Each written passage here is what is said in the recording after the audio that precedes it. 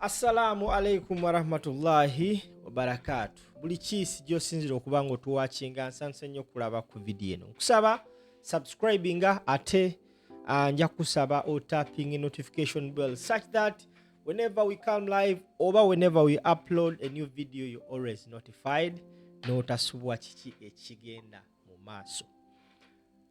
Kyaddaaki internet mu ggwanga erya Tanzania emaze neddizibwako oluvannyuma lwa gavumenti ogikuulako oba ogimaamulako nga bagenda mu kulonda akalulu ku president. Olunaku lw'ejjo president w'eggwanga lya Tanzania Samia Suluhu abaddeko oluvannyuma lw'okufa kwa John Pombe Magufuli afugidde emyaka 4. Ennaku z'omwezi nga 29 Abatanzania bagenda mu kalulu era abasinga tebaakeetabaamu. Kyavuddeyo nga balangirira Samia Suluhu yawangudde akalulu n'ebitundu 98 ku buli 98%. Nawo omukyalo yalayiziddwa yes wakati w'obukuumi obusinga okuba obw'amaanyi. This time round bamulayiza ku military ground yemu mu kibuga kya Dodoma era okulayira kuno bassebo ne bannyabo tekwabaddeko public okuleka aba officials abayitiddwe okuva mu mawanga ag'enjawulo ba presidents ab'enjawulo abantu tebaabaddeko. Kigambibwa mbu yalayiziddwa mu nkukutu olw'okutya kw'Abatanzania abaatabuse. Okuva social media lwe yaziddwako abaana batandise opostinga atrocities ez'abatuusibwako ab'amagye. Batandise opostinga videos nga amagye gakuba abantu akaseera we balina internet blackout. Batandise okuba nga bagyeyo ka video. Now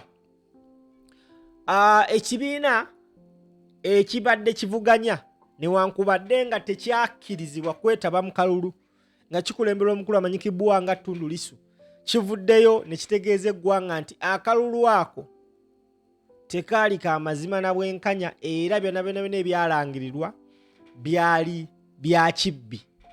Nga kiyita mu secretary general waakyo omukulu oyo ayogedde bw'ati.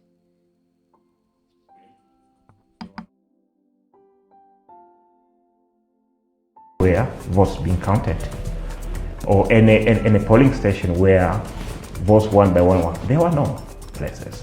We don't know, the public doesn't know where these votes coming from, and the standing of the public is there were no elections in Tanzania, and that's their position, and it should be respected.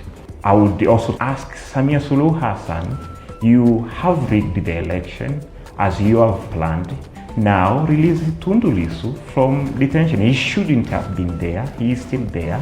Let him out quickly as soon as possible so that we can continue with our political movement. And number 2, all those political detainees.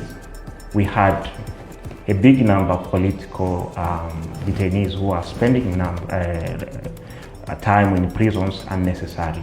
They should be unconditionally released.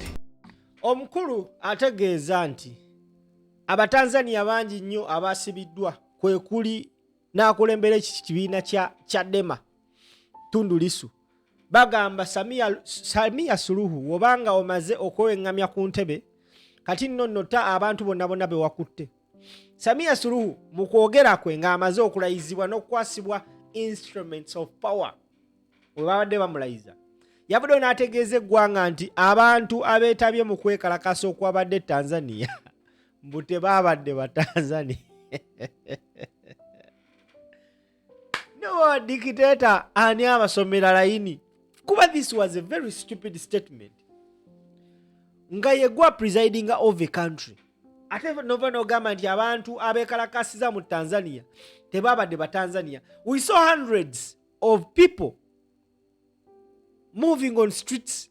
Kino kitegeeza ki? Nti naawe eggwanga tolisobola waba nga basobodde oyingira eggwanga lyo hundreds of people on streets nga basobodde oyingira eggwanga lyo nga tomanyi. That clearly speaks volume nti you're not in charge of the country and you're incompetent to lead the country. That was a stupid statement made by you, Samia Suluhu. Era ena yabikuwadde mutuge afe. bino byonna bibaddewo ng'eggwanga lya Uganda lyeteekateeka okugenda mu kalulu. Ennaku z'omwezi nga 15 omwezi ogwa January omwaka gwa 2026 Uganda lwegenda okugenda mu kalulu. Bannayuganda lwe bagenda okusalawo either Museveni bamwongera ekisanja eky'omusanvu oba bamumaamulako baleetewo Kyagulanyi Ssentamu Robert Bobi Wine, because it's not even heated anymore.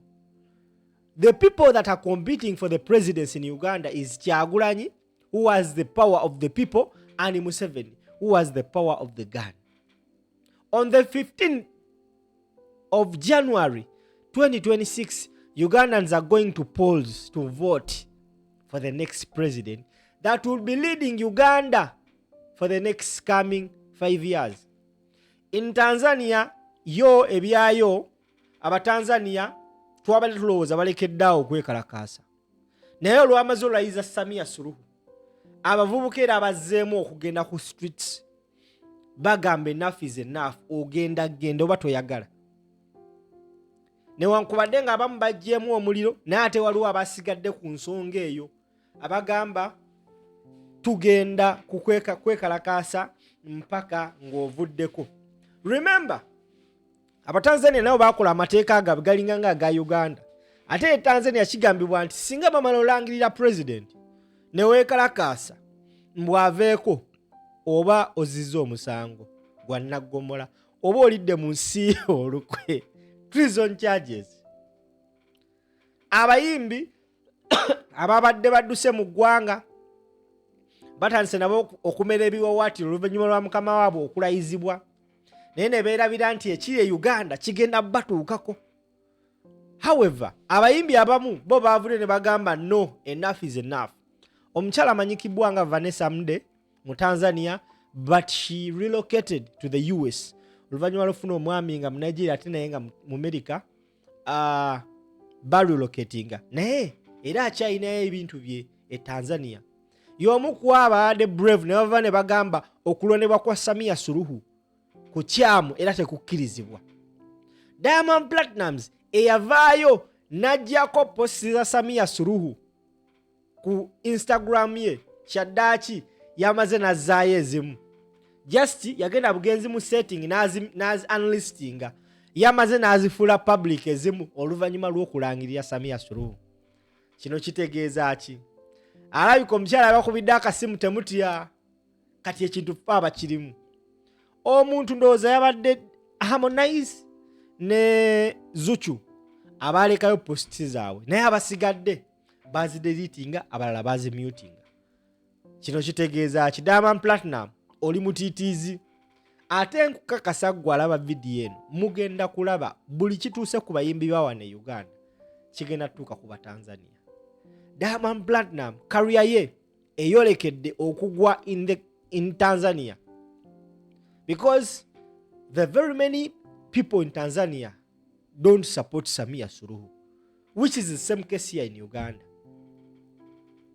So Diamond Platinum alabika nga okuwagira Samia Suluhu publicly kimuleetedde okudividingamu abawagizi be okwetemamu. Kino kitegeeza ki? Unless nga performances e Tanzania agenda zikansolinga. He has a concert every year called Wasafi Fest. I believe this time around waddamu n'akissaayo, it is going to be a flop, because Tanzanians are saying you are so evil, you are so bad. Oluvannyuma lwa kaklipa akasakulatinga nga Diamond Platnumz agamba abantu stop complaining about the government, go and work. People were saying like, what is wrong with this man? Is this man stupid? Is that all you can say? After us supporting you, when you are nothing and you come out make such a statement. Kyabanyizaamu, however, era abasinga tebaali basanyufu. So mu ggwanga lya Tanzania byebyo abeekalakasa bazzeemu, newankubadde nga Samia baamulayiza era akyayina eddimu eddene okutereeza eggwanga lya Tanzania eryadobonkanye. Ezo ennaku esatu ze bamala nga beekalakaasa alot, era buli mukulembeze abadde nga anyigiriza abantu yafunyemu ekyokuyiga. Vidiyo ekutuusibwako Momon Construction Company bakakensa mu kuzimba amayumba. weewale bayinginiya ababbi abanyazi weekwate kampani eri legit ku nnamba ezo zolaba wansi ate babe nga bakolako. Subscribe, share the video and tap the notification bell.